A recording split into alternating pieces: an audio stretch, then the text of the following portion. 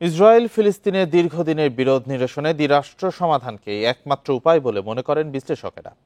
এর মাধ্যমে গাজা ও পশ্চিম তীরে ফিলিস্তিনিদের নিরাপত্তা নিশ্চিত হবে, কিন্তু দিন দিন সেটি কঠিন হয়ে পড়ছে বলে মত তাদের। ইসরায়েল ও ফিলিস্তিনের মধ্যকার দীর্ঘদিনের সংঘাত বন্ধে দ্বিরাষ্ট্রীয় সমাধানকে সর্বোত্তম উপায় বলে মনে করেন বিশ্লেষকরা। তবে দিন দিন সেটি আরও কঠিন হয়ে পড়ছে বলে জানান তারা। ইতিমধ্যে গাজায় ব্যাপক ধ্বংসযজ্ঞ ও হত্যাকাণ্ড ঘটিয়েছে ইসরায়েলি বাহিনী। এরপরও সেখানে তাদের আগ্রাসন অব্যাহত রয়েছে। এমনকি পশ্চিম তীরেও ব্যাপক তাণ্ডব চালাচ্ছে তারা।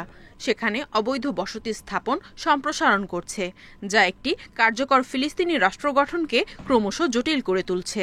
তবে ফিলিস্তিনকে রাষ্ট্রের স্বীকৃতি এই পরিস্থিতির পরিবর্তন ঘটাতে পারে বলে মনে করেন বিশ্লেষকরা।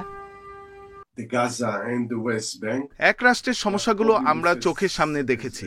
গাজা ও পশ্চিম তীরকে দখল করার ইসরায়েলের অতি ডানপন্থী দৃষ্টিভঙ্গি ফিলিস্তিনিদের কমাতে অতীতের আন্তর্জাতিক চুক্তির বিরুদ্ধে গিয়ে যুদ্ধাপরাধ করেছে তারা।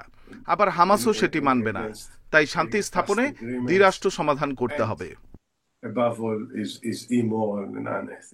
যুক্তরাষ্ট্র সহ ইসরায়েলের মিত্ররা দ্বিরাষ্ট্র সমাধানে বারবার বাধা দিলেও ইসরায়েল ফিলিস্তিনের সংঘাত থামাতে অন্য কোনো বিকল্প উপায় নেই বলেই মনে করেন বিশ্লেষকরা। ইসরায়েল ফিলিস্তিনের দ্বন্দ্ব চলতেই থাকবে। দ্বিরাষ্ট্র সমাধানের আগ পর্যন্ত কেউ যতই চেষ্টা করুক তাদের সংঘাত থামাতে পারবে না। স্বাধীন ফিলিস্তিনি রাষ্ট্র প্রতিষ্ঠার মাধ্যমেই কেবল প্রকৃত শান্তি অর্জন সম্ভব। দ্রুত দ্বিরাষ্ট্রীয় সমাধান না হলে সংঘাত আরও দীর্ঘায়িত হবে এবং ফিলিস্তিনিরা প্রায় অস্তিত্বহীন হয়ে পড়বে বলে আশঙ্কা বিশ্লেষকদের। এই সংঘাত ইসরায়েলি ও ফিলিস্তিনিদের জন্য কেবল বিপর্যয় ডেকে আনছে। তাই আন্তর্জাতিক সম্প্রদায়কে দৃঢ়তার সাথে এটি বাস্তবায়নের আহ্বান জানান বিশ্লেষকরা। Nadia Tabassum, independent news.